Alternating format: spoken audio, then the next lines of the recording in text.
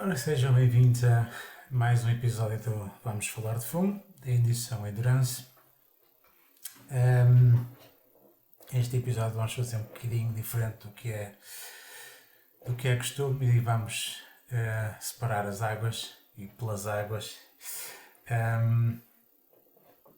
E então este episódio vai ser dedicado exclusivamente ao IMSA e depois iremos ter dedicado às competições europeias, nomeadamente as corridas, a corrida do WEC em São Paulo e a corrida do ILMS em Imola. Antes de começar, podemos deixar de agradecer aos nossos patronos e patronas que ajudam o podcast. E vamos então começar com a corrida de Detroit. A corrida de Detroit já se viu mudanças lá na frente, mas já lá vamos. A qualificação tivemos algo um bocadinho caricato, foram as duplas. A Acura com 1-2, seguido dos dois BMW Auralão e depois dos dois Porsche 6 e 7, só depois é que tivemos os três Cadillacs. No GT10 Pros é um bocadinho também parecido, com a Ford fazer 1 e 2 na qualificação, seguido dos dois Paul Miller, os dois BMWs M4. Já na corrida foi ganha pelo número 93, o Acura da Meyer Shank, seguido do número 10. E a finalizar o pódio, o Porsche número 6. Nos GTDs também a equipa começou na frente, acabou por ganhar e ganhou o número 64 da Ford, seguido do Corvette número 3, e finalizar o pódio o número 9 da PFAF Motorsport. Digamos então, vamos começar pelos destaques, vamos começar pelos positivos, e começamos se calhar pela Acura, não é, Fabrício? Exatamente. Olá a todos. A corrida de Detroit foi uma corrida muito interessante, caótica, de certa forma expectável no circuito citadino, e após um ano sabático por parte da Meyer Shank Racing, eles regressaram em 2025 e conquistam em Detroit a sua primeira vitória da época. O Acura 93 fez a pole e conseguiu convertê-la em vitória. Portanto, finalmente alguém o conseguiu fazer nesta época. Mas teve de trabalhar bastante para chegar à vitória após ter caído para o terceiro lugar. Aliás, o início da corrida não correu assim tão bem para Acura. Mas o Wenger Van Dijk foi oportunista e aproveitou bem aquele ataque do Ricky Taylor sobre o Felipe Nasr para passar o Porsche já na parte final da corrida, e depois fez aquilo que se devia de esperar do Wenger, que é ir ao encalço do 10, e esperou pelo momento certo para se lançar na travagem da curva 1 para o interior do Cadillac, numa manobra limpinha que apanhou completamente desprevenido o Ricky Taylor.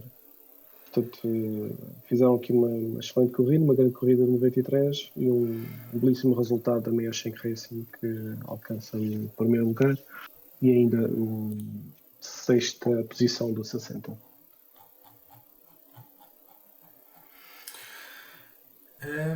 Também o outro destaque obviamente tem que ser para o número 10, o Entella Racing, do nosso Filipe. Tens a dizer, Hugo.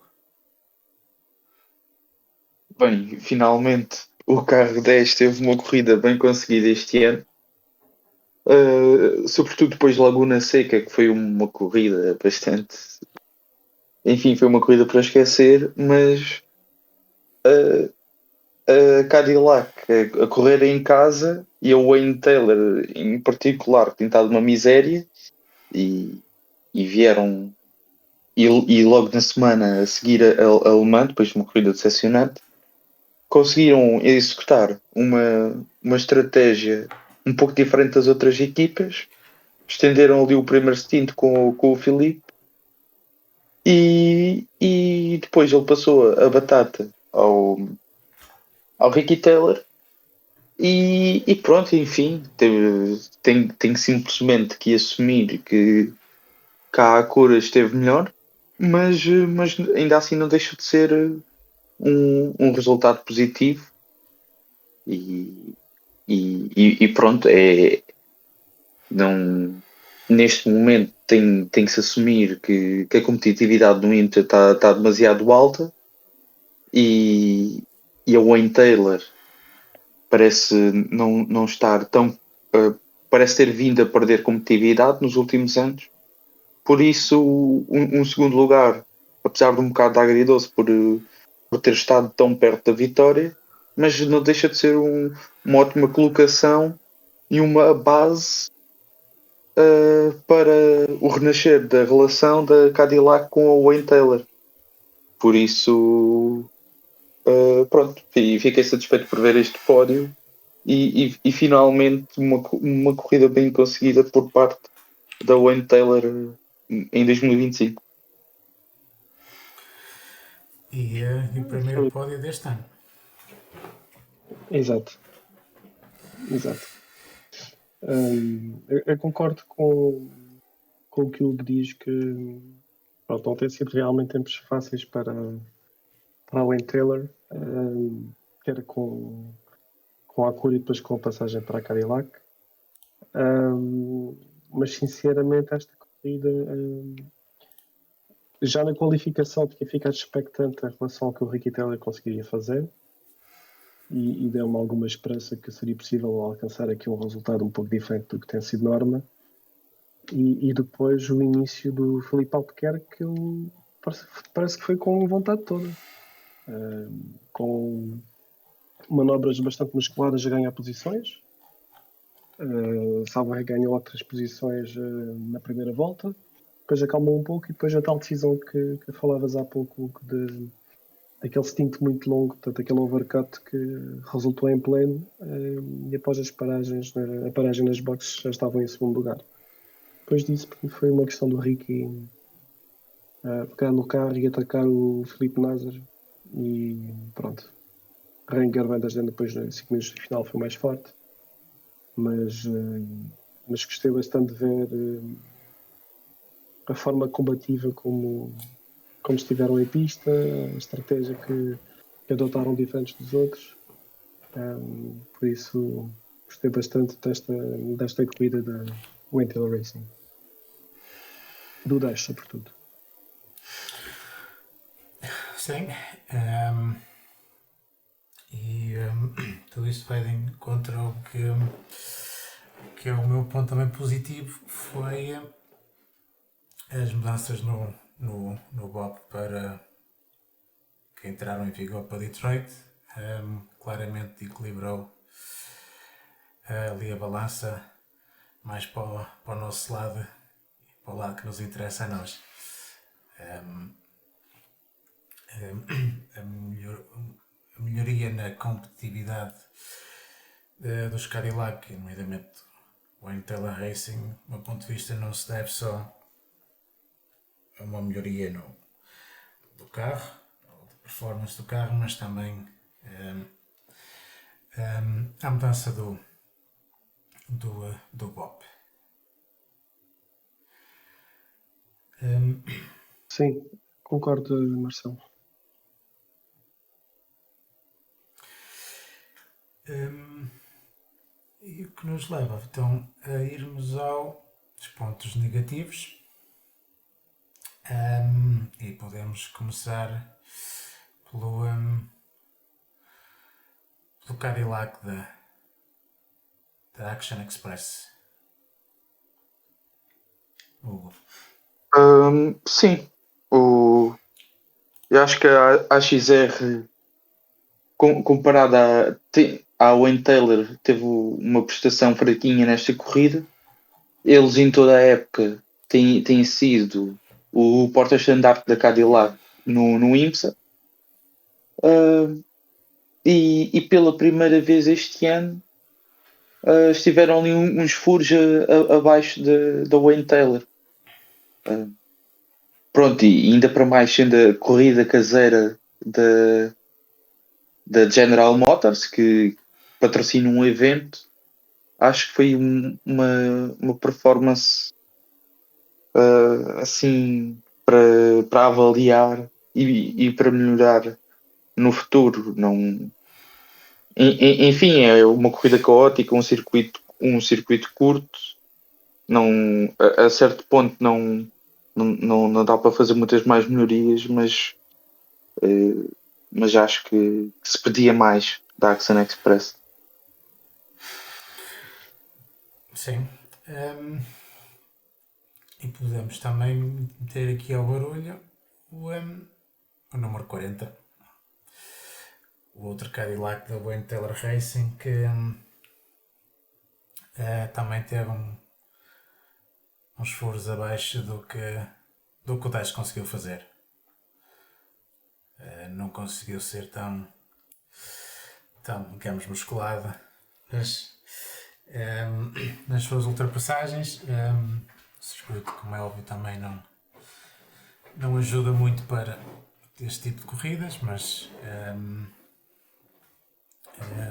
eles também não conseguiram andar para a frente, digamos assim, na grelha e acabaram no nono lugar que tinham começado.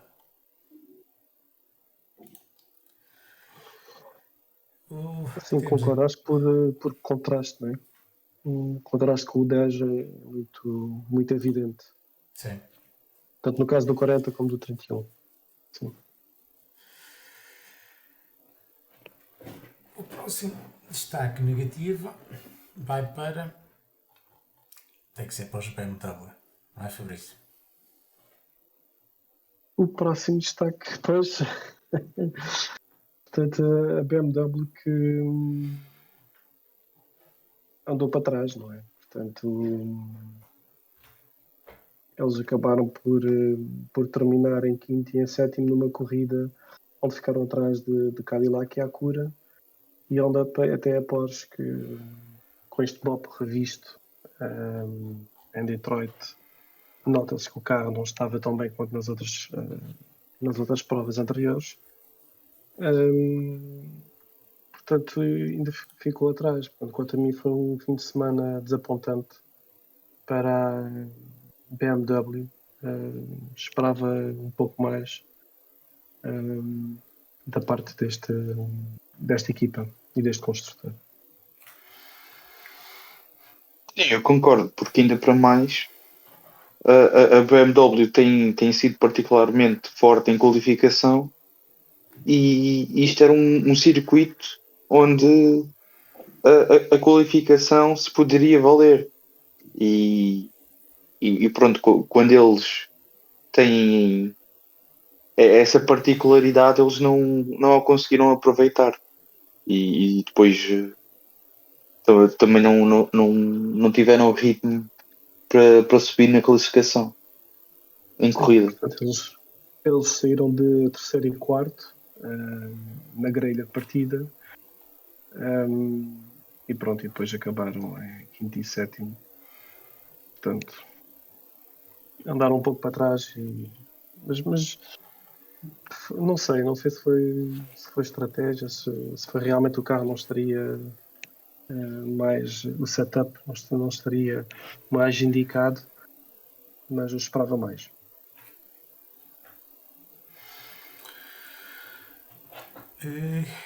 Temos aqui mais um destaque que é JTC Miller. Fabrício. Pois é.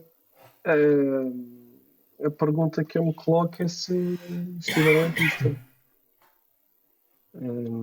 Porque, pronto, é um bocadinho por contraste, tal como aconteceu com os Cadillac, em que tivemos o 10 que andou muito bem e os outros cá para trás. Não podemos esquecer que este JDC Miller é um Porsche 963. Está bem que não será de fábrica, não será com uma equipa como a Penske, mas ainda assim é certamente uma equipa competitiva, só não estaria neste lote no índice. Portanto, o desempenho deixa-me um pouco confuso. Até ficaram atrás do recém-chegado Aston Martin Valkyrie, e a JDC Miller não parece ter resposta para as equipas de fábrica, o que me deixa um pouco reticente. Sim, tem sido, digamos, uma constante no fim do pelotão. Sim. O que é pena.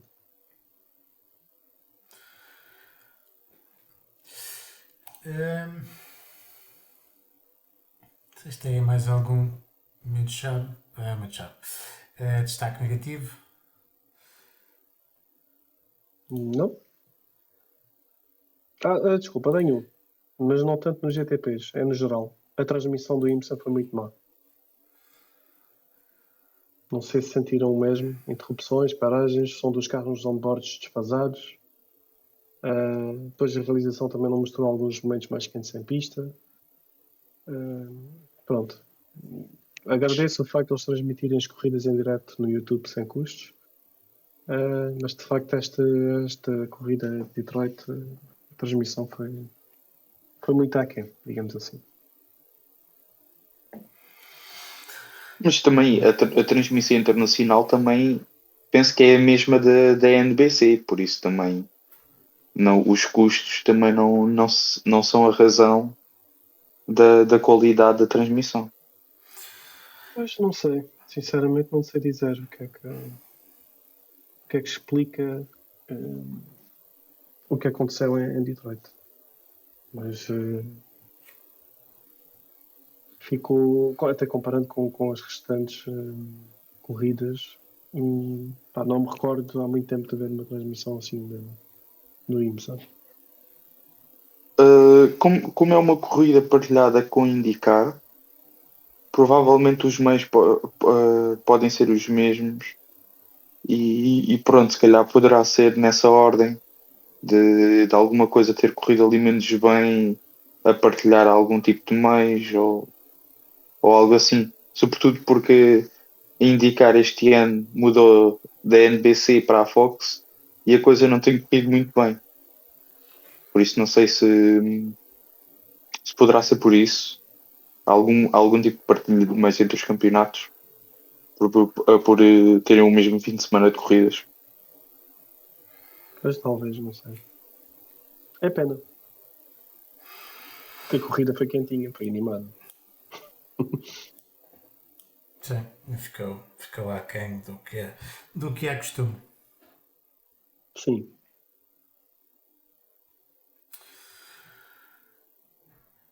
Muito bem, então vamos então aos momentos-chave da corrida. Vocês têm algum que queiram enaltecer? Eu, no meu caso, tenho a ultrapassagem do Renger Vendazenda, que apanhou o Ricky Taylor completamente desprevenido nos instantes finais da corrida. Para mim, esse foi o momento-chave. E gostei da estratégia da Wayne Taylor com o 10, ter prolongado o stint inicial. Mas sim, a ultrapassagem do Renger. Eu concordo também. Acho que esse foi o momento ali em que a vitória se decidiu e com todo, aproveitando também ali o Porsche e os GTs, a partir do momento em que o Van der Zandt conseguiu a ultrapassagem, depois nunca mais voltou a dar qualquer hipótese. Por isso, esse foi o momento da decisão.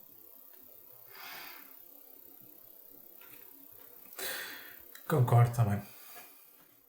Foi o circuito que é, foi uma belíssima ultrapassagem, deixando-me completamente desprevenido, e não dando qualquer hipótese de resposta.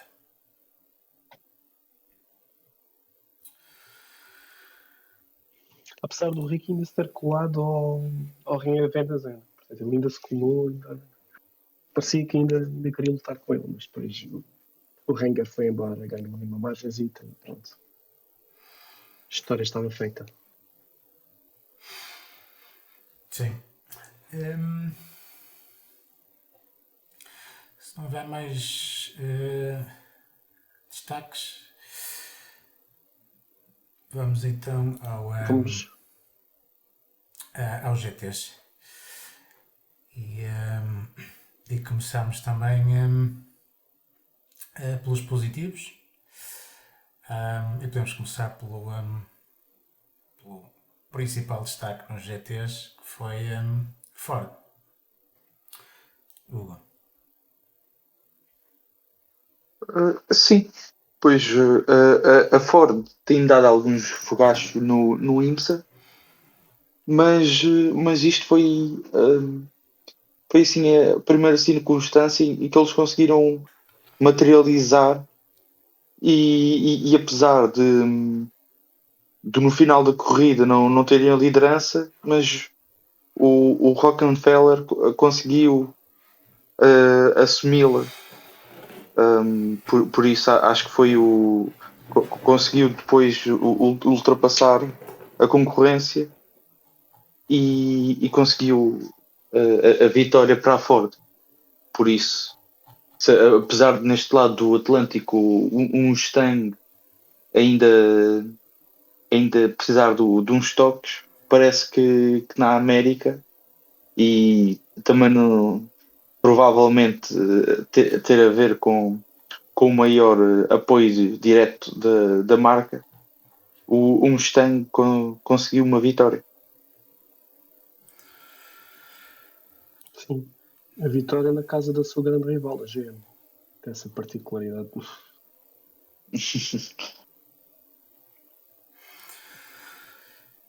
Foi uma corrida que eles conseguiram tirar partido da posição na grelha e conseguiram, pelo menos com um dos carros, ganhar, já que o 65 não chegou ao fim.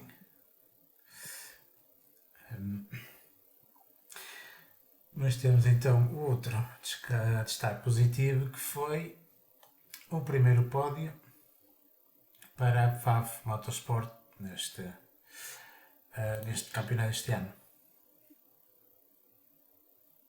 Sim, exatamente. Finalmente a Lamborghini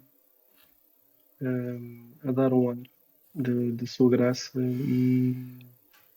e a FAF Motorsport a conseguir aqui um resultado muito interessante com o primeiro pódio da época nas ruas de Detroit. Não sei se foi do carro ser, por norma, o carro de produção ser um carro baixinho e largo, se o carro de competição ainda é mais largo e facilitou um bocadinho. Mas fora de brincadeiras, foi um bom resultado e acho que dá ânimo também ao FAF Motorsport e ao Lamborghini.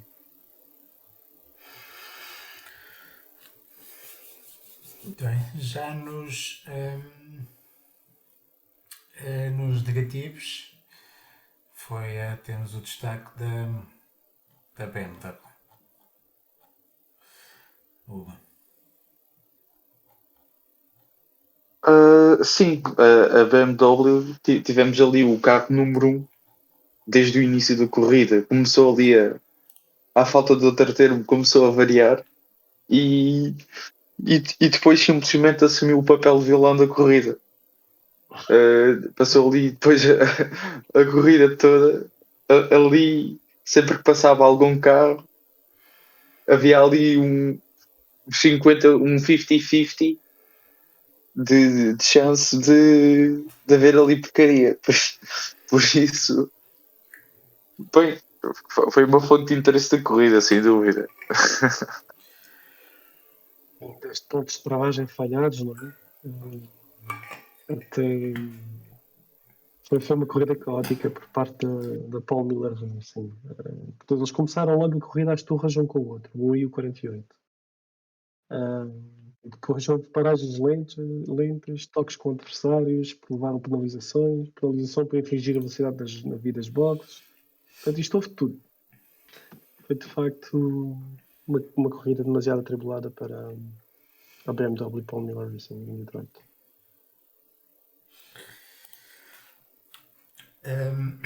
O que nos leva ao destaque positivo, negativo, desculpe, que é o circuito. O circuito, como o Mónaco na Fórmula 1, se fala muito que não dá lá muito boas corridas. O mesmo se passa neste circuito citadino de Detroit. Apesar de ter ali um ou outro ponto de travagem que pode dar ultrapassagens, fica muito difícil de as conseguir fazer acontece como fazem fez o 10, fez o Filipe e o Ricky, em que metem lá o carro e obrigam o adversário a deixar algum espaço, ou então se vou como a cura e surpreende por completo o adversário, senão fica muito complicado. A corrida do GT fez-me lembrar corridas do carros de turismo, sinceramente. Com tantos toques entre eles, e porta com porta, e rodas com rodas, para-choques a saltar, óticas inclusive do Corvette. Perdeu uma ótica inclusive. A Roxy muito agressiva também. Portanto, houve aqui muita disputa, muita luta no circuito que é estreito para carros que têm tendência a ser cada vez maiores e mais largos. Portanto, não há milagres, não dá para esticar ou para alargar o circuito para além daquilo que está. Portanto, as corridas depois resultam nisto.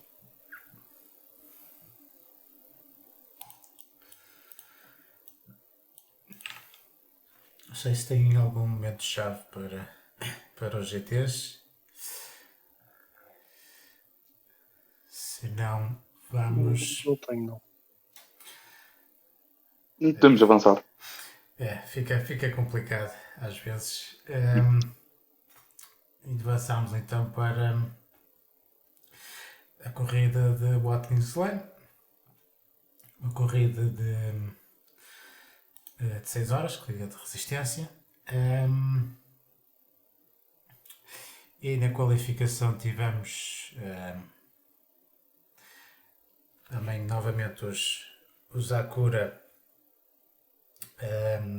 muito fortes, com a pole para o 93, seguido do Cadillac Action Express o 31, o 60, e depois temos os dois Cadillac da Wayne Taylor, e só depois é que temos os BMW e os Porsche. E tivemos também, digamos, a grande surpresa que pela primeira vez este ano tivemos o Lamborghini.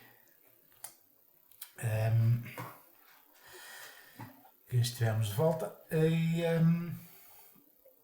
já nos LMP2, a pole foi para o Spike, aí é o Racing,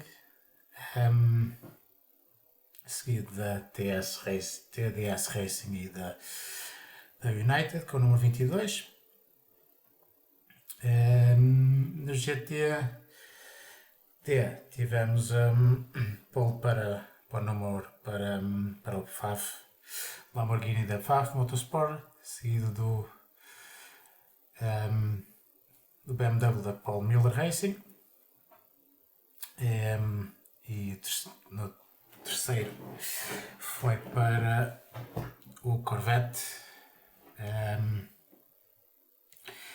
Já no GTDs, pole foi para o 27 da Aston Martin da Art of Racing, seguido do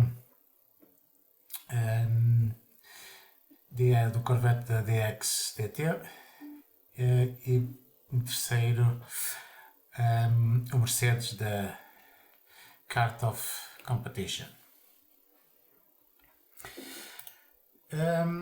A corrida foi, digamos que tivemos tudo, foi uma corrida bastante caótica. Tivemos começar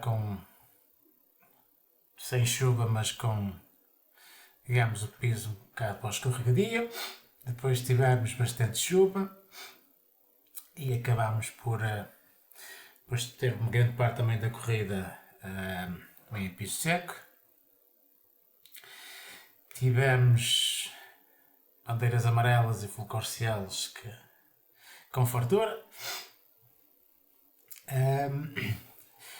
Mas no final a vitória ficou para o carro número 60 da Acura, seguido dos dois Wayne Taylor Cadillacs 40 e o 10 a fechar o pódio, seguido de Porsche, o Cadillac 31, o Acura 93 e digamos também um bocado a surpresa o Lamborghini 63. Já nos LMP2 a vitória ficou para o 22 da United, seguido do Spike 99 da AO Racing, e por fim o número 04 da CrowdStrike by Algarve Pro Racing. GT10 foi ganho pelo 48 da Paul Miller Racing, seguido do Corvette número 3 e do Ferrari 81 da Dragon Speed. Nos GT3 Pros. No GTD a vitória foi para o 27 Aston Martin da Art of Racing, seguido do Ferrari 70 da Inception Racing e que finaliza o pódio o número 32 Mercedes da Court of Competition. Vamos então começar também pelos destaques positivos, e podemos começar pelo principal que nos toca a nós, que foi uma grande corrida da Wayne Taylor Racing. É Fabrício. Sim. Foi de facto uma bela corrida da Wayne Taylor Racing. Uma corrida que, como disseste bem, foi caótica. Portanto, já no ano passado a coisa tinha sido complicada, este ano acho que foi elevada a 10, até porque houve 10 full course yellows. Portanto, demasiado caos, demasiadas interrupções devido à chuva, acidentes, incidentes. Portanto, isto acabou por tornar um pouco a corrida numa corrida de sobrevivência. E a Wayne Taylor conseguiu fazer aqui um excelente resultado. Portanto, o Ricky Taylor fez uma boa partida, colocou logo sob pressão 31. Mas depois acabou por ficar numa posição um pouco mais vulnerável e perder aqui alguns lugares, até sofreram um toque do Acura 60 ali na zona do bus stop. Isto atirou o 10 para a escapatória, felizmente sem danos, mas deixou o carro em 21º lugar. Eu confesso que logo aqui fiquei com uma azia do tamanho do mundo, a pensar, pronto, mais uma corrida para o lixo, para a Wayne Taylor e em especial para o 10 do Filipe e do Ricky, mas não foi o caso.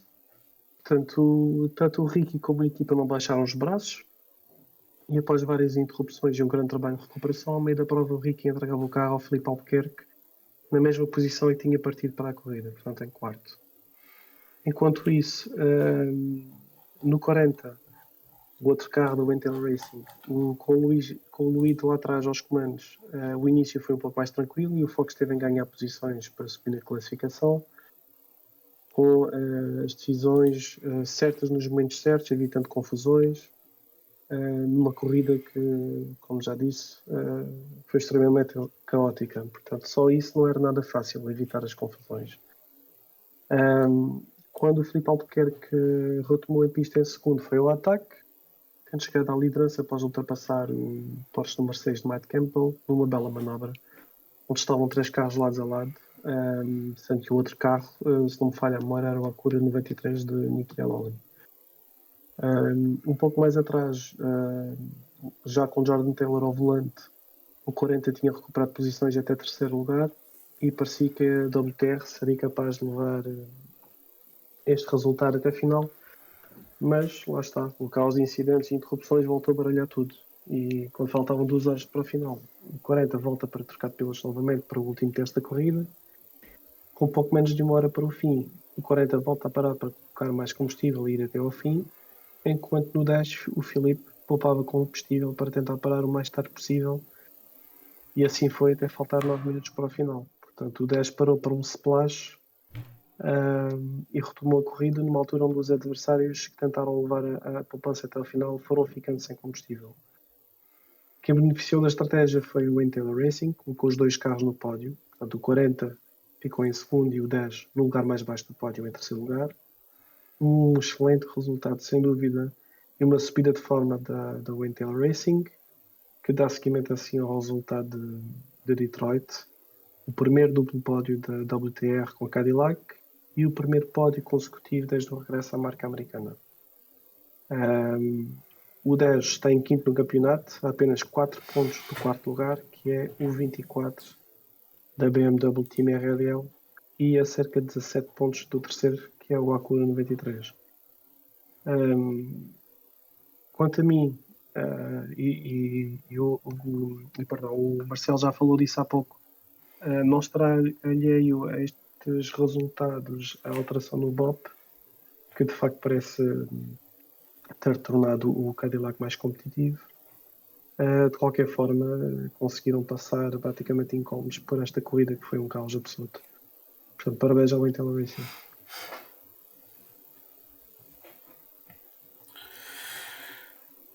Muito bem. Eu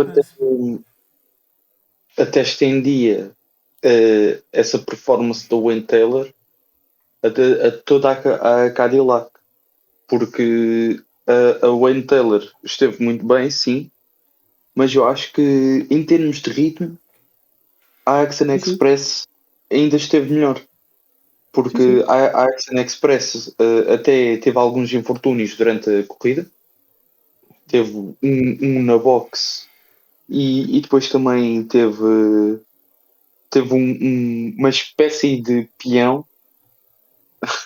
Aquilo foi ali uma manobra ali de drift. Sim, acho que foi o Jack Aitken, não é? Sim, que por pouco não tirava o carro da corrida. Sim, ele conseguiu segurar o carro de forma incrível. Sim, e passou mesmo ali a milímetros do muro. Sim. E pronto, e apesar desses contratempos, eles conseguiram voltar à corrida, conseguiram manter-se bem e para mim foram o carro mais rápido nesta prova e, e acho que não é depois o facto de terem que parar mesmo no fim Sim. que lhes tira esse mérito. Pronto, enfim, são circunstâncias. Acontece. Tem que se dar os parabéns a quem fez melhor trabalho, que no caso foi o Wayne Taylor, mas ainda assim acho que a Action Express tem muito mérito no ritmo que desbloqueou. Sim. Por isso são o meu destaque. Aliás, do top 5 tens 3 Cadillacs. Não é? Sim, apesar de Portanto, ter que fazer aquela paragem extra no fim, exatamente. o ritmo que os Cadillac demonstram eh, está bastante forte em termos de corrida, o ritmo de corrida e conseguiram ficar os três no top 5.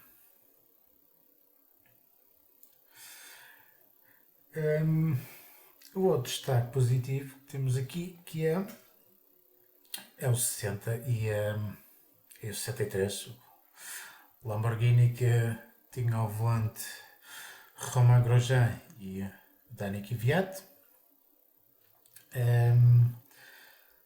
Na sua primeira corrida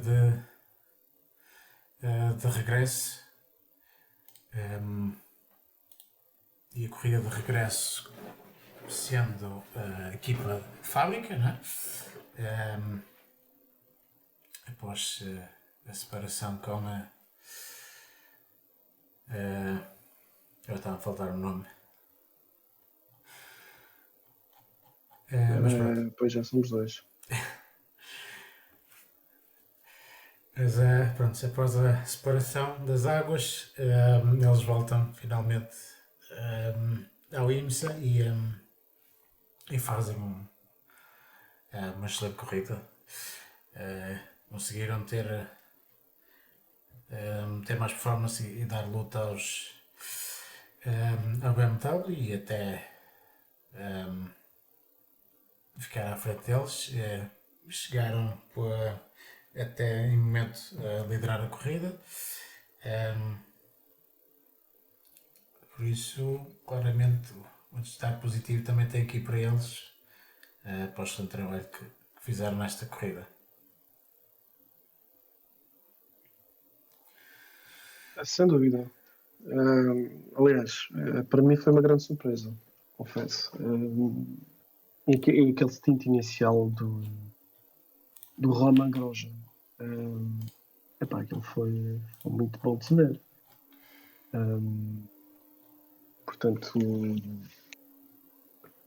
o Romain conseguiu estar em pista durante aquele quase dilúvio que caiu e portou-se muito bem. Conseguiu liderar a prova. Está bem que houve ali uma neutralização no momento ideal, mas imagina assim, liderou, tinha um ritmo, o carro manteve-se muito competitivo. Na fase final da corrida ocupava a quinta posição quando o Kvyat teve de passar pelas boxes pela última vez para abastecer. Terminar no sétimo lugar, mas quanto a mim fica na memória o trabalho épico do Grosjean com pneus slicks à chuva, que estava absolutamente cozido após as 2 horas e 45 de condução. Não me recordo de ver um piloto sair de um carro destes, um protótipo destes, assim como o Grosjean saiu, fez-me lembrar um pouco aquele acidente que ele teve na Fórmula 1 há uns anos. De facto, ele estava completamente despachado, digamos assim. Mas sim, grande resultado da Lamborghini, grande corrida. É caso para dizer que se nota que o Grosjean tem que aproveitar as 5 corridas que vai fazer este ano.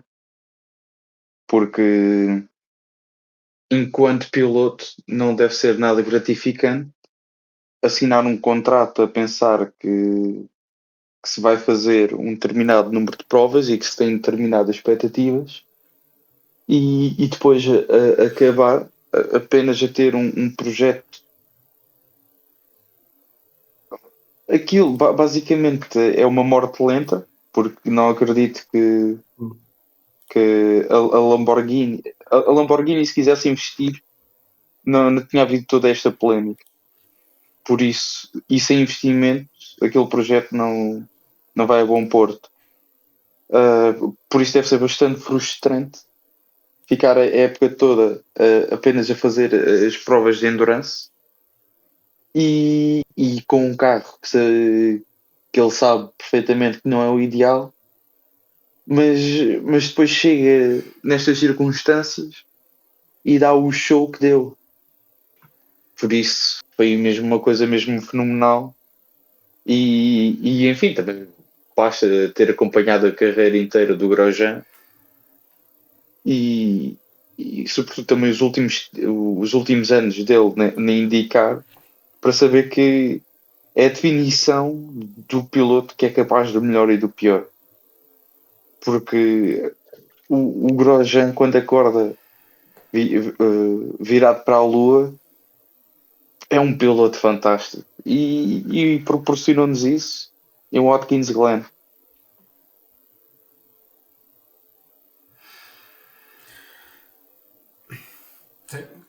Não tem sido. O projeto da Lamborghini não tem sido nada fácil. Enfim, eu também fui, quanto isso, confirmar, e era Iron Links É, que exatamente. estavam Eu também em estava aqui a parceria. pesquisar. Sim. Fizeram a parceria no início do projeto. Por isso, como o Hugo disse, um projeto que pareceria ter. Ou esperava-se mais, digamos assim, nomeadamente com tanto interesse de marcas e novas marcas que vão entrar com carros, né, com Genesis, a United com a McLaren e possibilidade, Fora. possibilidade da Mercedes, a Ford, portanto fala-se de tantas marcas e temos também a Lamborghini a fazer, digamos, fazer isto só.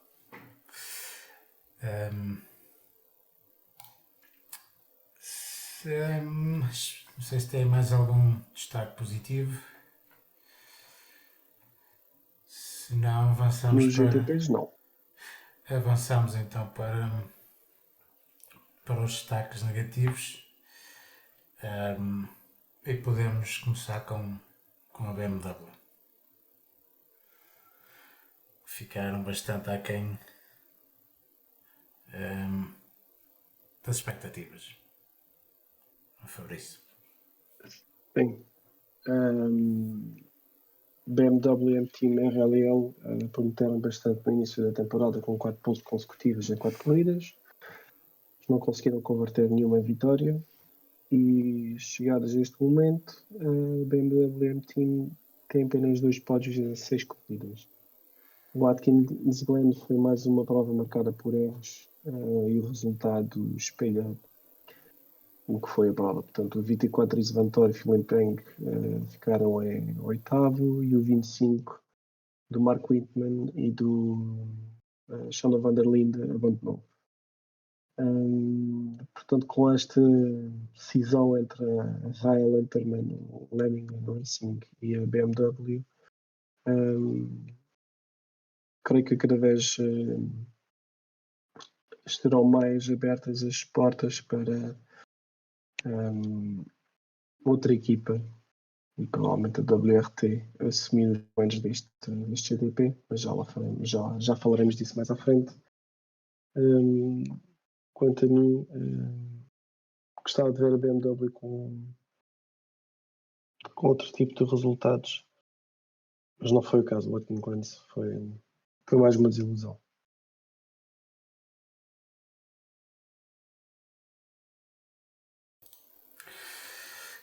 Sim. Ehm, então, o outro destaque que temos vai para o Porsche número 7 e nomeadamente para o Nick Tandy. O, Sim, pronto, a Porsche esteve aquém do que fez noutras corridas. Se bem que era uma coisa expectável olhando à tabela do BOP, é um assunto que nós já falámos num episódio passado, mais referente ao WEC, mas enfim, também se aplica ao IMSA, apesar de até agora não ter havido coisas fenómenos tão peculiares como no WEC, mas enfim, mas já se esperava que a Porsche estivesse a um ritmo mais baixo que nas outras provas e, e pronto, e nestas circunstâncias acho que aquilo que se pede é pontuar, é maximizar o que a prova uh, o, o que é possível, pronto, porque em determinadas circunstâncias se calhar dava para um pódio ou qualquer coisa. Aliás, até se viu que no fim da corrida havia vários carros com problemas em terminar a corrida com o combustível que tinham. E quem sabe, talvez a Penske pudesse estar no lado certo dessa história e podiam ter maximizado a pontuação. Agora, o carro líder, acho que um piloto, quando senta no carro que é líder do campeonato, acho que tem que ter uma outra postura. E acho que aquele erro do Nick Tandy, acho que foi um erro completamente infantil. Ele não estava a sofrer nenhuma pressão. O circuito já tinha secado já há algum tempo. Por isso não consigo entender. Não consigo entender como é que um dos pilotos mais consagrados do Endurance da atual geração comete um daqueles erros. E enfim, não, se calhar no final do campeonato não, não vai significar nada devido a todo o avanço que eles tiveram nas primeiras provas, mas ainda assim acho que a- a- acho que o pior até é a mazela mental que fica e quero ver como é que o Nick Tandy vai responder, sobretudo porque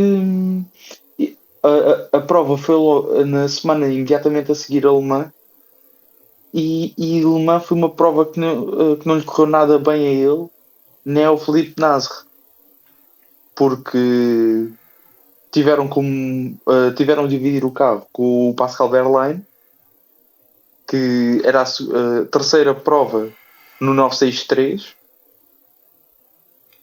e a primeira prova a dividir o carro com eles os dois e, e a verdade é que nós vamos ver os tempos e o Pascal Wehrlein foi mais rápido que eles os dois.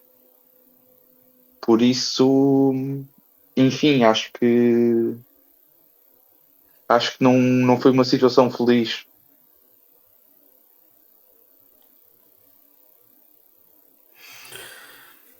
sim, definitivamente ehm, não correu nada bem. E um erro que não é nada comum. ehm, mas pronto, às vezes também acontece. Ehm, E para já o 7 perde a liderança do campeonato.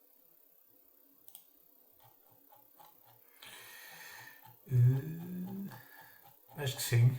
Sim, deixa, ficou. deixa Sim, a sim. liderança O para 6 está à o frente 6. com um ponto. Sim. Portanto, para já tem esta consequência direta de significar a perda da liderança do campeonato. Que veremos depois mais à frente, não é? Sim, ainda faltam algumas corridas, vamos ver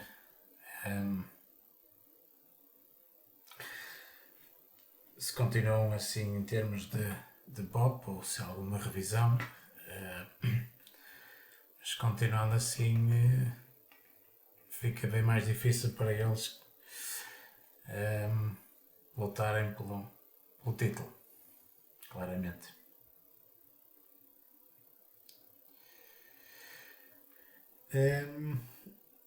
Vamos então a outro destaque negativo. Temos que eu tenho aqui que é, digamos, as estratégias.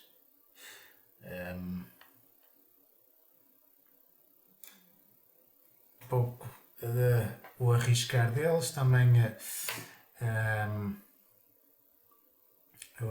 o azar de amarelo ter aparecido 10 minutos de fim.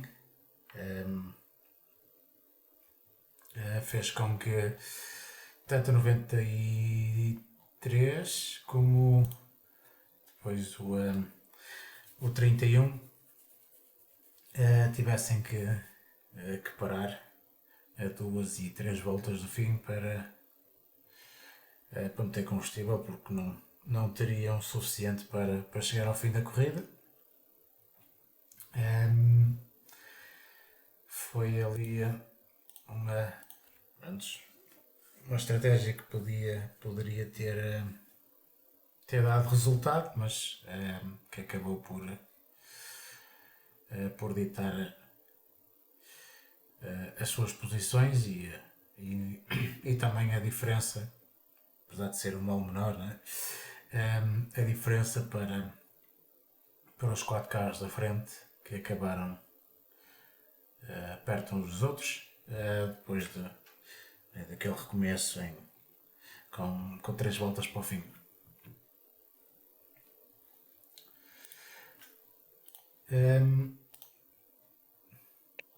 Não sei se tem mais algum destaque. Se não, avançamos para o momento-chave da corrida, que está também de certa forma ligada ao que acabei de dizer, que é as bandeiras amarelas e os forclaucielos que tivemos com fartura, e o mais impactante é aquele amarelo no final. Mas Fabrício, diz-nos qual a tua opinião, qual o impacto destes Sim, amarelos. concordo contigo. Aquelas bandeiras amarelas mesmo nos últimos 10 minutos, devido à falha na suspensão traseira esquerda do Corvette da DXDT Racing, e que tirou o Charlie Eastwood da segunda posição do GTD. Com isso, o pit lane fechado, a corrida pela vitória transformou-se num sprint de 3 minutos até a linha da meta, com os carros líderes do GDP a rodar nos fumos. Portanto, e o vencedor, o Acura 60, com um pouco mais de combustível, digamos assim, ou melhor, energia, mas ainda assim, quando cruzou a meta, só já tinha 1%. Portanto, lá está, foi um momento importante da corrida. Quanto a mim, foi um momento chave. Essas bandeiras amarelas e das minutos da fim. O que fez com que não na classe principal, mas houve alguns carros, nomeadamente penso que um ou dois LMP2 e também um ou dois GTs que não tiveram combustível suficiente para dar a volta Sim. cooldown lap, não é? E regressar às boxes. Ficaram parados Sim. no circuito. Esse momento caricato de cruzar a linha de meta e basicamente ficar ali. Sim. Mas é melhor conseguir cruzar a linha de meta e ver a bandeira de xadrez do que ficar sem combustível antes de ver a bandeira de xadrez, como aconteceu. Eu, se não me engano, acho que essa corrida até tinha sido ao mesmo tempo que uma corrida de IndyCar em Road America e que aconteceu a mesma coisa. Também uns 4 ou 5 carros também pararam logo a seguir à meta. Por isso foi um fenómeno interessante no mesmo dia. Uh, Deve ter sido se calhar da densidade do ar na América naquele preciso instante. Alterou ali o funcionamento dos motores atmosféricos e, e houve maior consumo de combustível.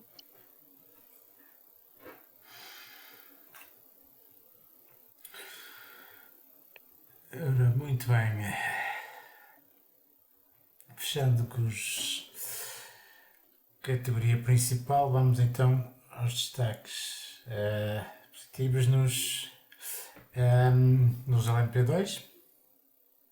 E podemos começar com o vencedor desta corrida, que foi o United número 22. Fabrício. Sim, sem dúvida. Portanto, o Daniel Goldberg, o Paul di Resta e o Rasmus Lind sobreviveram ao caos que foi a corrida em geral, mas sobretudo na categoria LMP2, onde houve inúmeros acidentes.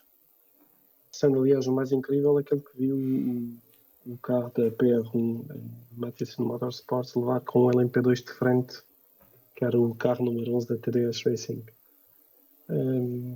Primeira vez que vi um LMP2 ficar sem para-brisas, nunca tinha visto.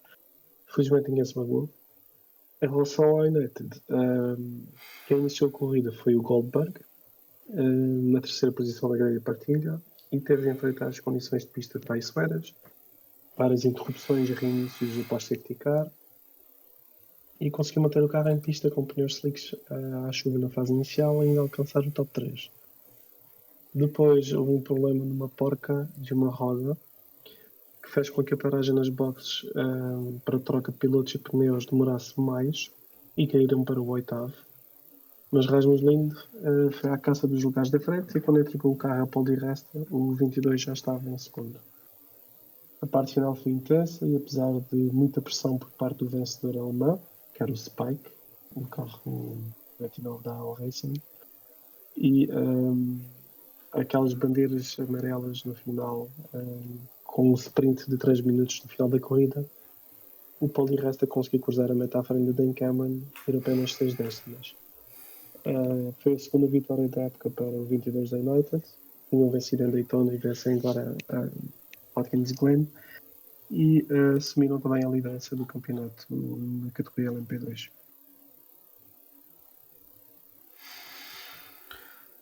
Sim, no LMP2 foi corrida bastante atribulada. Vários carros que não conseguiram chegar ao fim. Nomeadamente esse incidente foi bastante aparatoso. E foi uma sorte não terem ficado lá mais carros. Sim. GTs e tudo. Sim. Foi no momento em que envolviam ali naquela curva estavam bastantes carros juntos, LMP2 e GTs, e felizmente ninguém se magoou.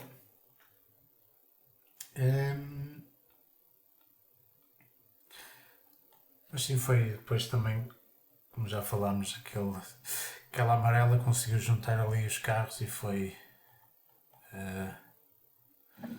também ali uma luta, aquele sprint final de 3 voltas, acabou com boa vitória para a United.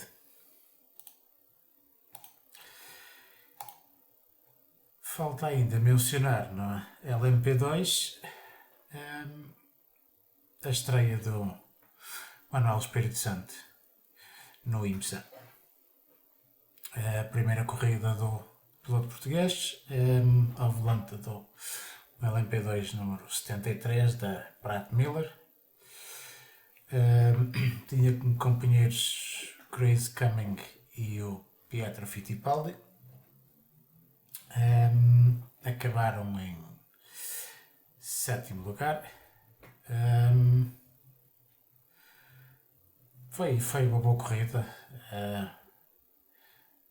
Também não conseguiram também melhor porque ali próximo do fim tiveram ali um pequeno toque com um outro carro. Agora não me recordo qual foi, mas tiveram ali um toque e depois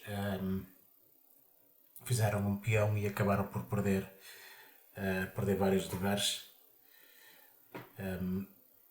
E acabaram por acabar apenas em 7º lugar.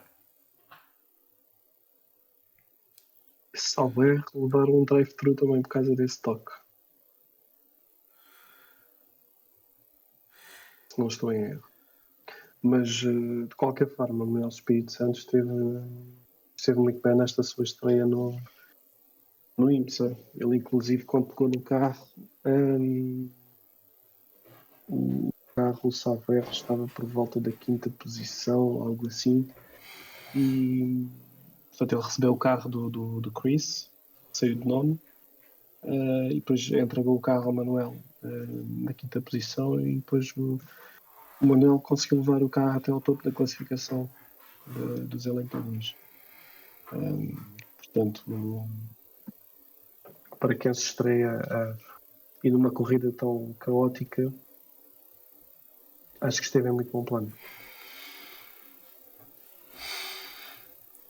Esperemos que tenha mais oportunidades ao serviço ao volante, ao volante de LMP2, quer seja no ILMS, quer seja no IMSA. Temos que esperar para ver até onde chega o piloto português.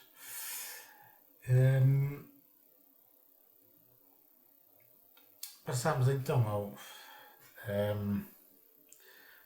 aos negativos, e o principal foi o caos que foi a corrida, nomeadamente nas classes LMP2 e GTs, mas falando agora nos LMP2, o caos foi literalmente um caos. Foi logo a abrir a corrida, ali quando os pilotos estavam com slicks e a pista estava molhada. Bem, foi a abrir e foi quase até fechar. É o normal no IMSA, é os dentistas, como se vê em certos sítios das redes sociais, que passaram do LMP3 para os LMP2. E enfim, é sempre um fator nas corridas do IMSA. Nunca se pode dar as corridas, nunca se pode dar uma certa fase de corrida mais monótona como garantida, porque a qualquer momento pode haver um piloto amador de LMP2 a cometer algum lapso e a virar a corrida do avesso. E pronto, e com as condições que estavam, era a receita ideal para haver caos.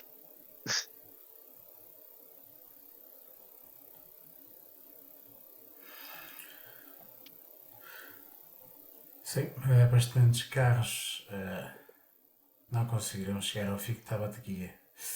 Quando estavas a falar, estava a ver a contá-los.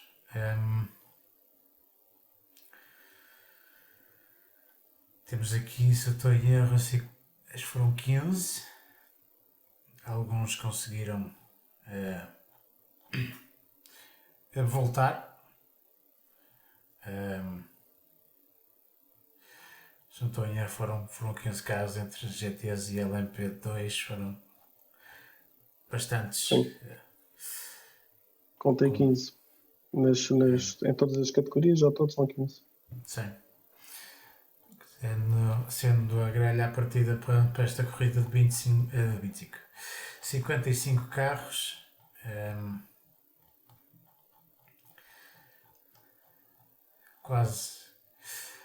Quase um terço deles ficou não acabou.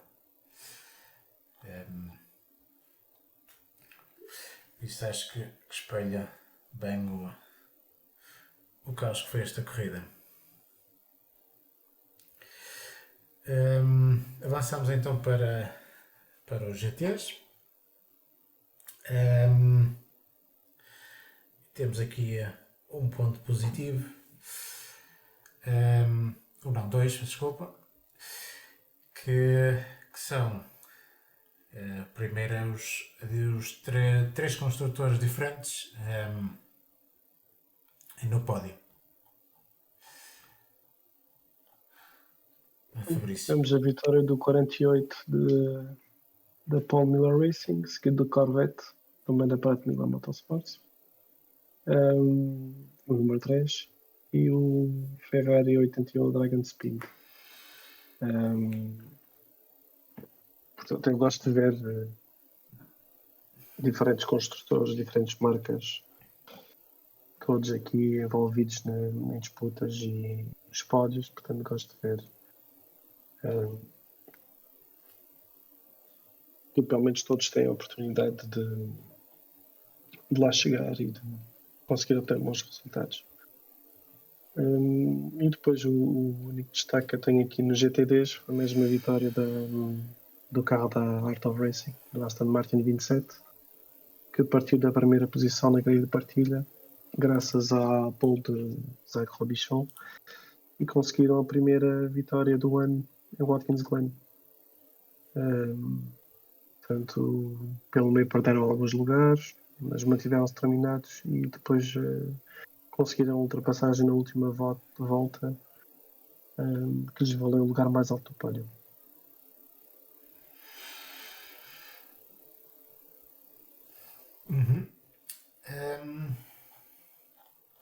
E vamos então ao destaque negativo que temos aqui, que foi a desistência dos dois carros da Vasser Sullivan. Fabrício. Bem, houve um deles que até esteve bastante bem durante boa parte da corrida. Por isso foi pena depois não ter resultado em nada. Sim, foi o 12, compete na categoria GTT. Portanto, se podia dizer de alguma forma que falta um danoninho. Portanto, iniciaram a corrida em quinto, perderam algumas posições, recuperaram até ao top 5 novamente, chegaram à liderança e comandaram a corrida durante 83 voltas, até ficar sem combustível na última volta. Portanto, um resultado difícil de engolir, certamente, após uma corrida destas, onde eles tiveram um plano muito bom. Mas lá está, faltou uma gotinha para conseguir cruzar a meta e assim terminar o 11º. Já nos GTD Pro foi também o outro Lexus, o 14. Parecia estar em posição para obter um bom resultado a rodar no top 5 numa primeira fase e depois inclusive rodar em posições de pódio, mas a perda de uma roda deitou por terra qualquer possibilidade de sair destas 6 horas com o pódio. Perderam 8 voltas, terminaram em 8º. Portanto, corridas difíceis para estes Lexus da Vasser Sullivan.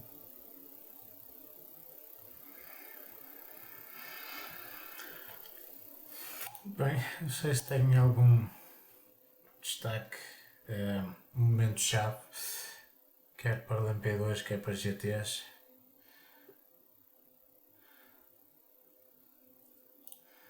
Se não, avançamos Creio que vai para... tudo dar a bandeira amarela, não é? Desculpa? Eu estava a dizer, creio que vai tudo dar aquelas bandeiras amarelas no fim. Tanto no caso dos GTPs como nas outras categorias. Acho que teve aqui muito impacto. Sim.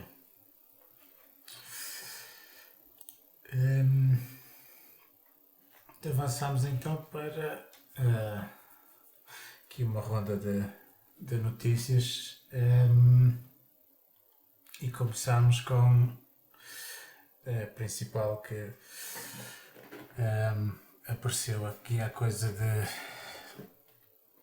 10, 15 dias, que é, digamos, o divórcio entre a BMW e a RLL.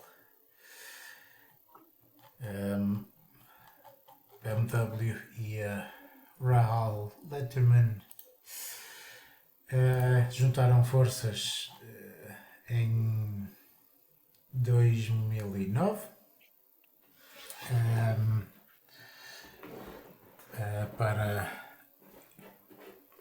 colocar os carros, os BMWs a correr no lado da América. Então começou com, óbvio, com os GTs, e agora com os protótipos, mas com o contrato a expirar entre eles, digamos que ainda existem conversas entre eles, mas a BMW tem vários, possivelmente 3 ou 4 interessados, equipas que estão a sondar, nomeadamente a Chip Ganassi, que deixou o IMSA o ano passado e deixou os Cadillacs,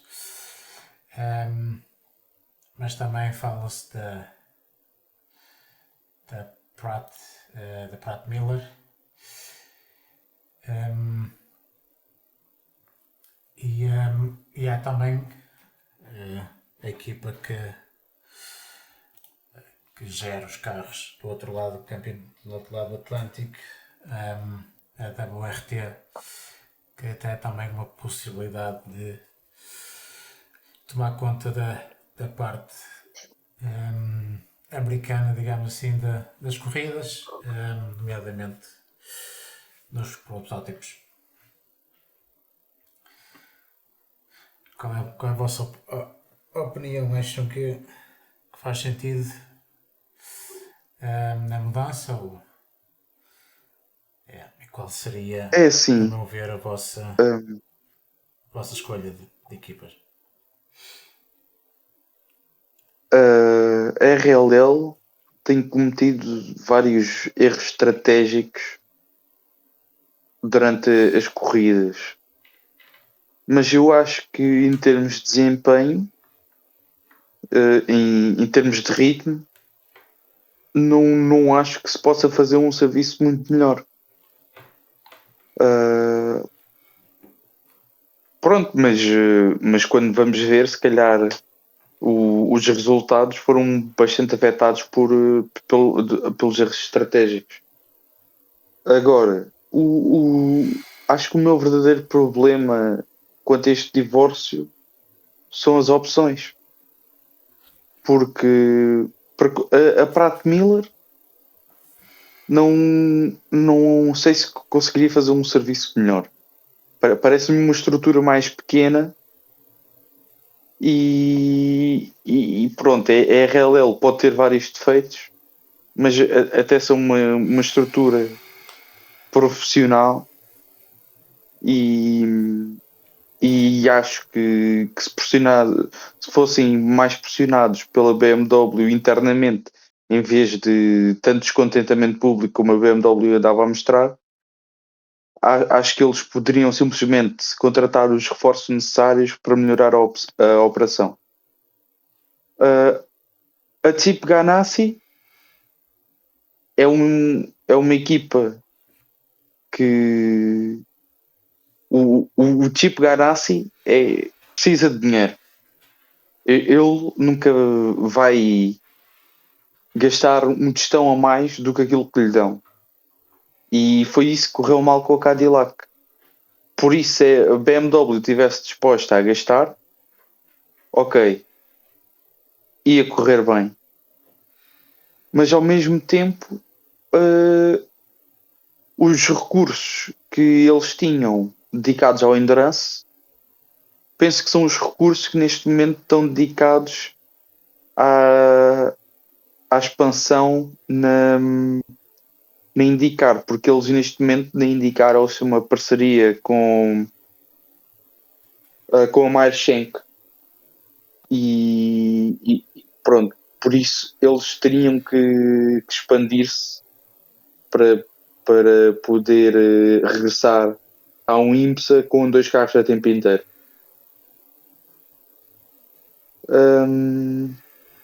E quanto à WRT, bem, a WRT, se não me engano, acho que nunca tiveram um programa na América.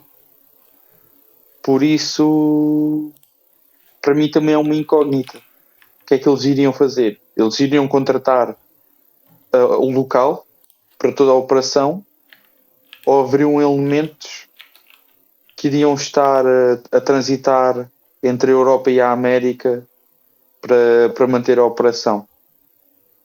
E se isso acontecesse, será que esses elementos iriam manter o mesmo nível de performance nas competições europeias?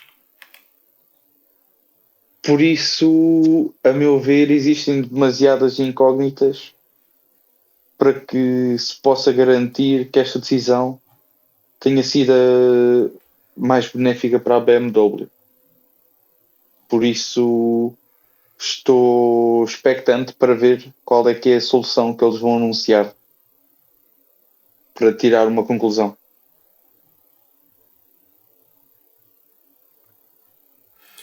Fabrício? Concordo contigo. Para já é um ponto final numa relação que já vem desde 2009. Portanto, já são muitos anos de envolvimento entre a BMW e a equipa RLL e o Bobby Brown. E depois, é exatamente o que tu dizes. As opções, não sei. Não há nenhuma que se destaque. Sim, não há nenhuma que se destaque. Não vejo aqui nenhuma que possa estar realmente em melhores condições do que a atual, é a Leão. Que poderá ter os seus defeitos. A verdade é que este ano ficou marcado por um início de temporada forte, pelo menos em termos de pole positions, não é? Foram 4 consecutivas. Mas depois, por uma razão ou por outra, acabaram por não conseguir converter em vitórias e a melhores resultados. Também convém não esquecer que a Porsche dominou as primeiras provas, não é? De forma categórica, absolutamente categórica. Portanto, sinceramente, não estou a ver aqui o que é que a BMW quer fazer. Se a ideia é, de facto, pegar na estrutura belga, a WRT, e levá-la para o outro lado do Atlântico, dividir esforços entre os dois lados do Atlântico, acho que a WRT pode ter vontade de o fazer, não sei se não será muito ambicioso. Porque, tal como tu, não me recordo da WRT estar envolvida em competições na América, e por isso não estou a ver. Haverá aqui outra estrutura que não esteja ligada à BMW atualmente, que possa pegar nestes BMW M híbrido V8. Não sei, estou curioso de ver qual será a decisão da BMW. Sinceramente, não esperava que acabasse aqui a relação com a RLL. Porventura, um ajuste na estrutura ou algo assim do género, tudo bem. Até para ver se conseguiam dar o passo seguinte, chegar às vitórias. Mas é o que tu dizes. Não estou a ver, sinceramente, opções melhores do que a atual, mas lá está. Posso não estar a ver tudo, o quadro todo.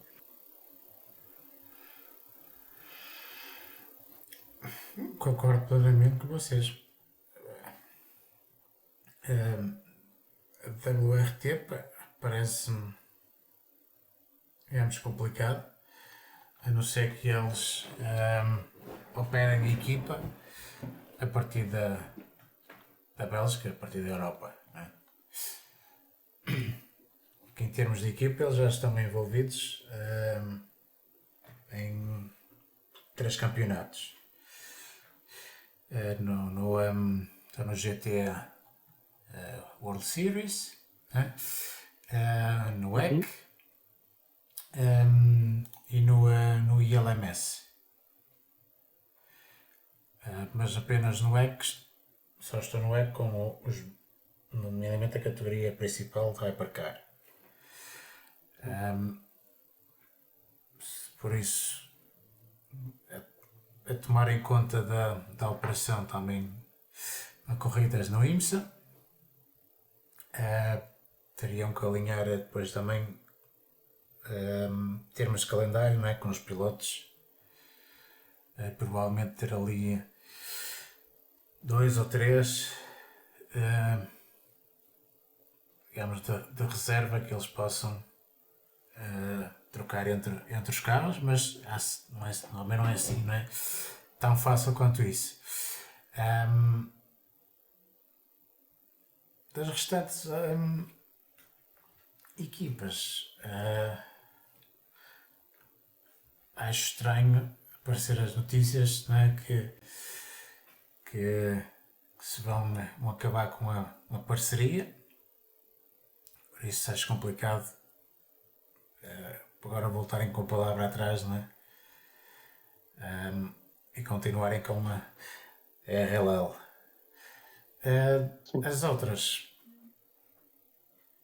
também partilho da opinião do Hugo, que Pratt Miller parece-me pequena para ter a operação, ou continuar com a operação que têm, ou melhor, expandir a operação que têm. E a Chip Ganassi, o que está mais por dentro da situação, mas sim, também ter a equipa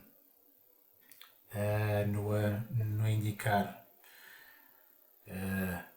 a par ou com a Chip Ganassi, com a Maya Shank, partilharem a operação, para eles virem para a resistência novamente. Não acho que eles iriam continuar com a operação como está a indicar. Por isso teriam ou de largarem o indicar, ou então separar completamente e não me parece que vai ser essa a solução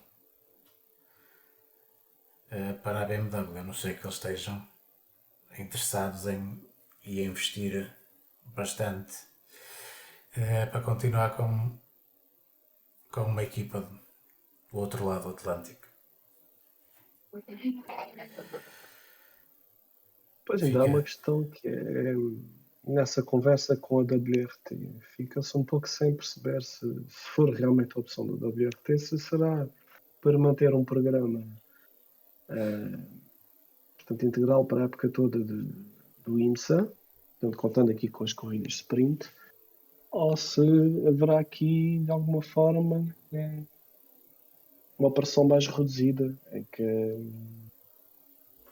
a BMW com a WRT eventualmente faria apenas as corridas da Endurance Cup.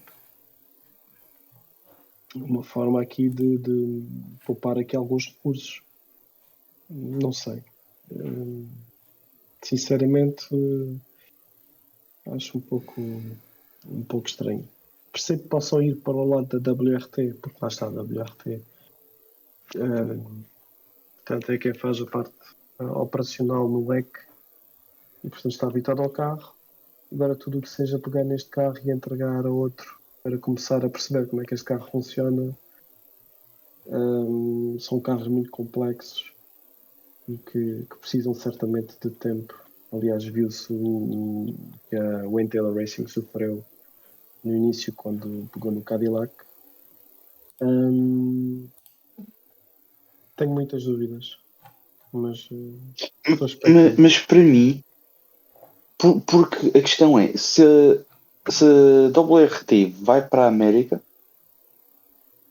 eles também acabam por ter que aprender todas as pistas, o estilo de corridas é ligeiramente diferente, por isso eles também acabam por ter que aprender muita coisa.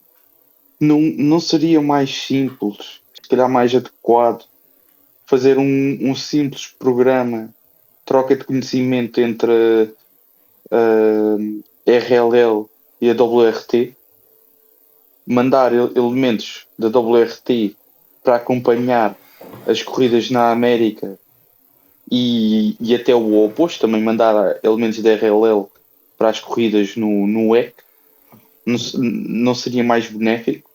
Assim partilhavam know-how, visto que as equipas não são concorrentes diretas e a marca se ia ganhar.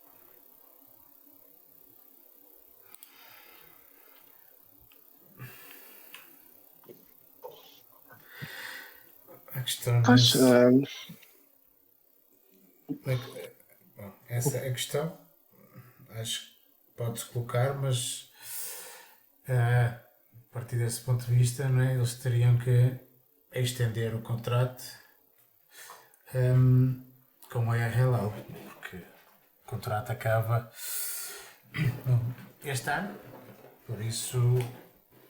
Sim, claro, pois agora com essa decisão já tomada, isto não se coloca, mas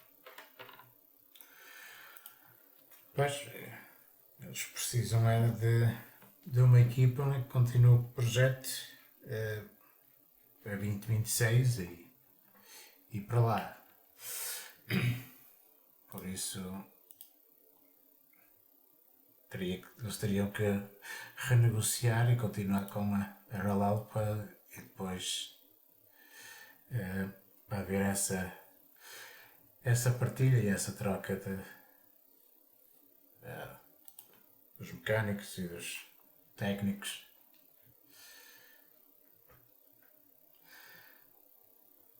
Não sei, vamos ver o que é que eles decidem.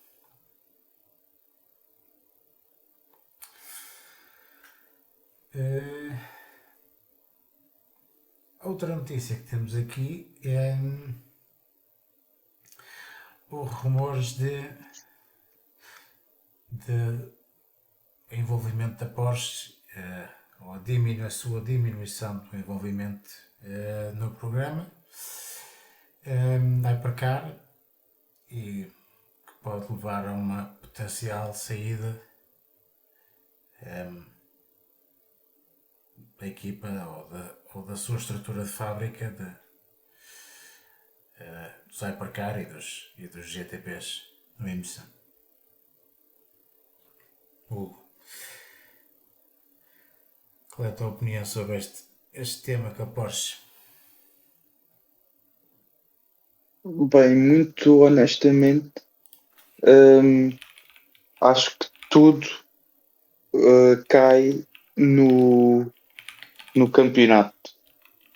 Porque ter um campeonato dentro de um campeonato significa que há corridas mais importantes que outras.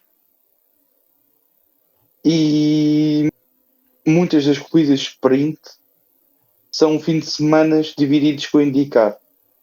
E é a IndyCar que fica com o spotlight desses fins de semana.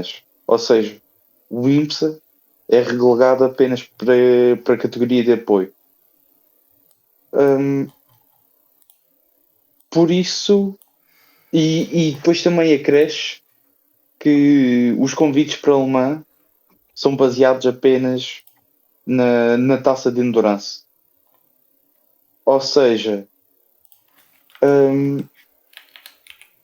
que benefício é que existe realmente em fazer as corridas sprint?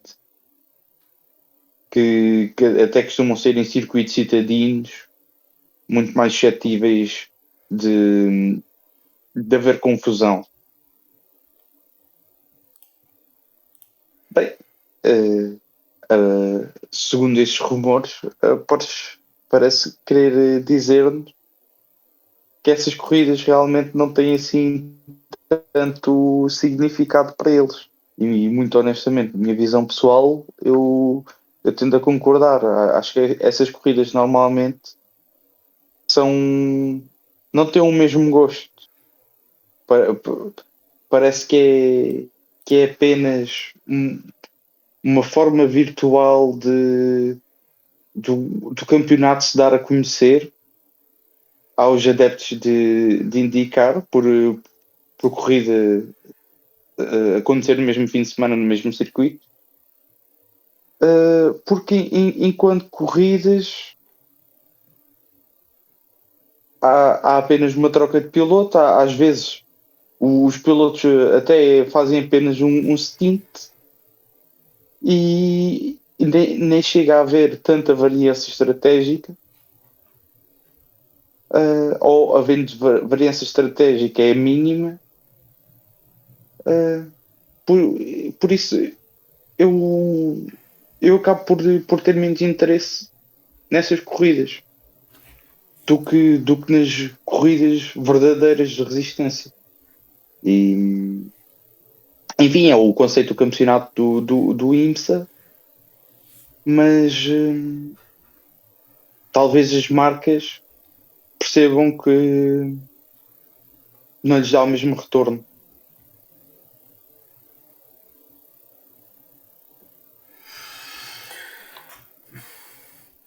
Sim, e nomeadamente para a Penske, a possível entrada da Ford pode ser ali uma jogada digamos também de marketing para ambas as equipas, a sua exposição na América ser ainda maior, juntando as duas, ou seja, Porsche, Penske e com a Ford. Isso olhando Já me parece mais marketing, rebuscado. E isso precisava de factos mais concretos para poder imaginar isso neste momento, esse cenário. Eu, neste momento, tendo a achar que a Ford se vai aliar à Proton.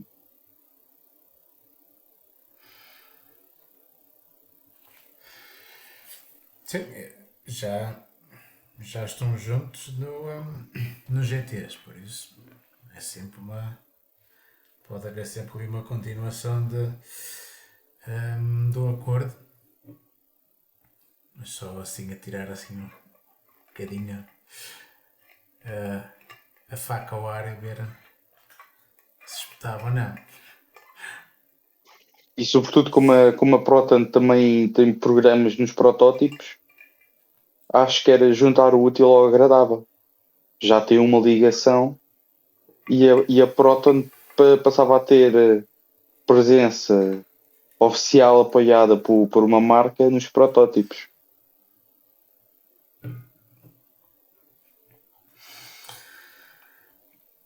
Sim, não é mal visto.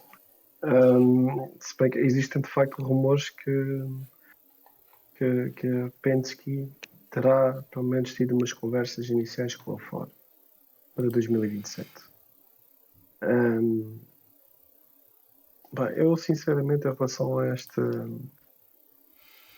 esta situação da Porsche e sobre estar confiante ou não se continuará com os programas do IMSA e do WEC,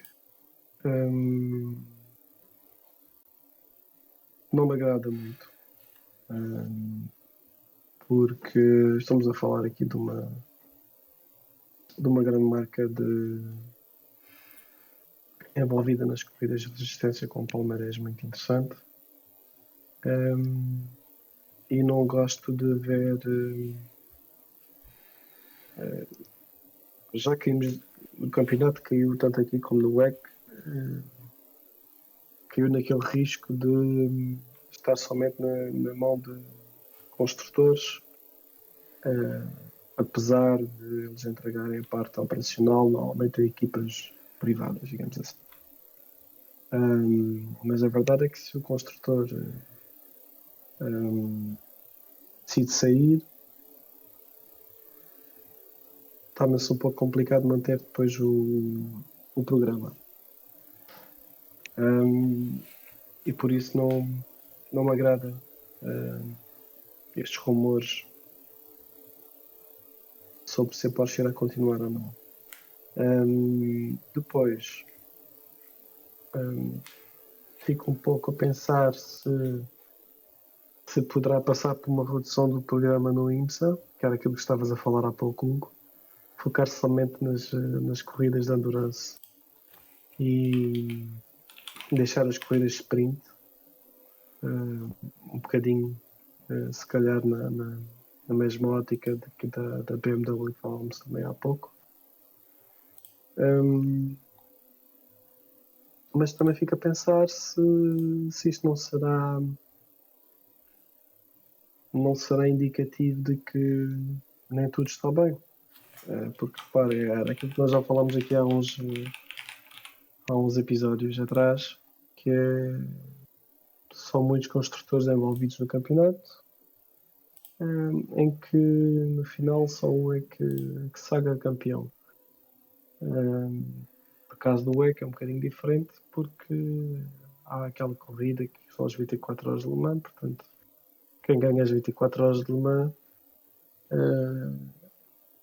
pode ofuscar um mau campeonato, digamos assim. No IMSA, ok, temos as 24 horas de Daytona, não é? Que para mim são um grande destaque. Depois, claro, Sebring. Portanto, não sei, estou expectante. Não me agrada. Vejo que há aqui muitas movimentações. Há equipas privadas que querem tentar expandir o seu programa. Estou aqui a pensar na JDC Miller Motorsports, por exemplo, na Proton. Talvez possam querer adicionar aqui um segundo carro. E se assim for. Agora também há eu. Sim. Fala-se na possibilidade da AO Racing. E quanto a mim faria sentido, sinceramente. Porque eles estão a mostrar que tanto nos LMP2 como no GT eles são competitivos e conseguem resultados. Por isso não estranharia nada ver um 963 nas mãos da AO Racing. Agora, será em detrimento de uma Porsche Penske? É a minha grande dúvida. Não sei. não sei se de facto o que se lê daquilo que o, o diretor da Porsche afirma, que é o Urs Corato, é que estarão a fazer as contas e a tentar demonstrar que faz sentido continuar com os programas nos dois lados do Atlântico. Pronto, faz-me um pouco confusão porque isto faz-me lembrar um pouco a conversa de 2015 ou não? Como é que foi? Quando é que foi a última vez que a Porsche saiu? Das LMP1? 2017, talvez? Sim, Ah, uma coisa foi assim. no fim de 2017. Pois, foi 2017. Só que aí foi,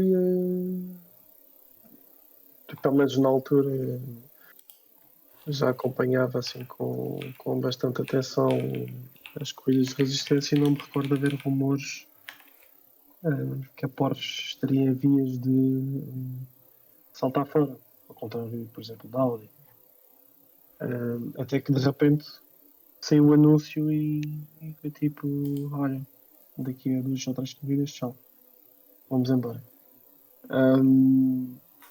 Por isso, isto recorda-me um pouco essa conversa.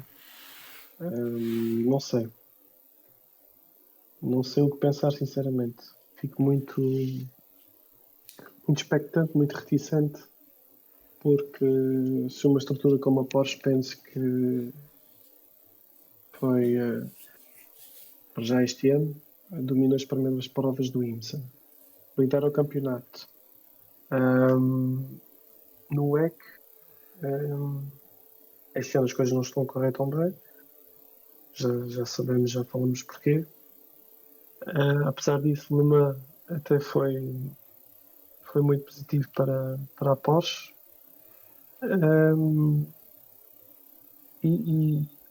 Portanto, e no ano passado também tiveram sucesso, sobretudo os pilotos. Portanto, estamos a falar de uma marca que tem tido sucesso, não é propriamente uma marca que anda aqui a correr e que não consegue chegar aos pódios ou que não consegue obter resultados condizentes com o seu pergaminho, os seus pergaminhos. Portanto, não sei. Estou muito expectante de ver o que é que isto vai dar. Por cima com a. Fabrício, e tu não achas que isso também pode ser os comentários quanto ao IMSA? Eu até acho que podem ter um fundo de verdade. Agora, achas que a extensão desses comentários ao WEC não achas que pode ser apenas uma tática política? Pronto, ia chegar aí. Citando um caro comentador, essa é a questão. Eu acho que pode ser aqui um bluff, uma forma de dar a entender, porque lá está, eles não podem falar abertamente do papo, não é? Dar a entender que nem tudo está bem e que se as coisas não mudar, e sabe-se que a Porsche está a tentar que seja adotada, portanto, uma única, não é uma estrutura, mas, por exemplo, acabar com LMDHs e LMHs. Portanto, temos os hipercar e depois temos o regulamento dos LMDHs. E a ideia da Porsche é haver apenas um conjunto de regulamentos em que os construtores trabalham todos de acordo com um conjunto de regulamentos, não dois, e depois com as questões de equivalências e de BOPs, que tornam depois as coisas um pouco mais difíceis. Portanto, também podem estar aqui a querer trilhar esse caminho e dar a entender que o caminho para a Porsche tem de ser por aqui. E dessa forma tentar aqui também recolher algum apoio de outros fabricantes, de outros construtores, para tentar levar esse regulamento para esse lado. Pronto, nós sabemos que existem sempre aqui decisões de marketing e decisões um pouco políticas nos bastidores, e este poderá ser o caso. Veremos o que é que virá, porque no WEC já sabemos que os regulamentos vão estender-se por mais uns anos. Resta saber se serão os regulamentos atuais exatamente da forma como estão, ou se haverão alterações, e se isso poderá ter aqui algum peso também nesta avaliação que a Porsche estará a fazer.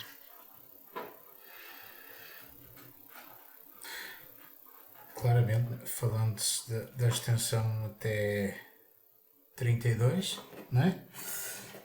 Sim. Estamos a falar de mais. Já não sei contar com esta época, estamos a falar de mais 6 anos destes regulamentos e digamos destas plataformas diferentes de carros. Exato. Permitidas. Por isso acho que é mais essa, digamos, jogada de bastidores, de colocar pressão para que se faça ali algumas alterações e correções que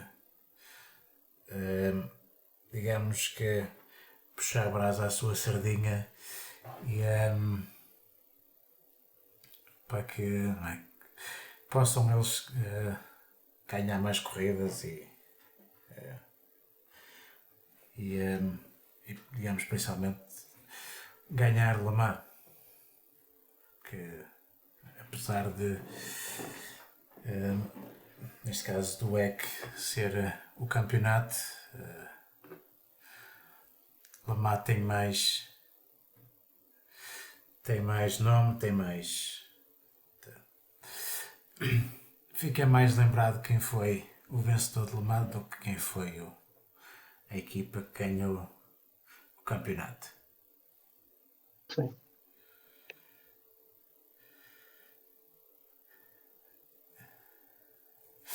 Muito bem. Não sei se há aqui mais alguma questão que queiram levantar. Acho que é tudo. Se não, ficamos por aqui. A próxima corrida do IMSA é já dia 3 de agosto. Road América, mais uma corrida de sprint, mas esta que contém ou que participam todas as categorias, já que na última que não falámos aqui foi Canadian Tire Motorsport Park. Foram apenas corridas, os carros apenas participaram nos GTs e ambas as classes, os LMP2. Mas pronto, o nosso foco está mais na classe principal e no nosso Filipe.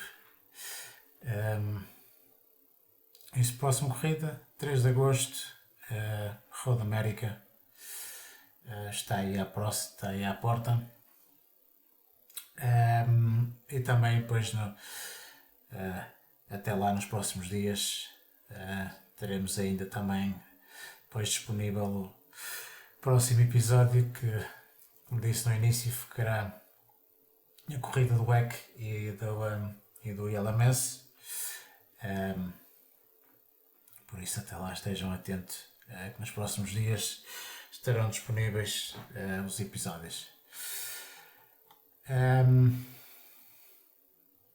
Encerramos assim este mais um episódio. Por isso, até lá. Obrigado. Até à próxima.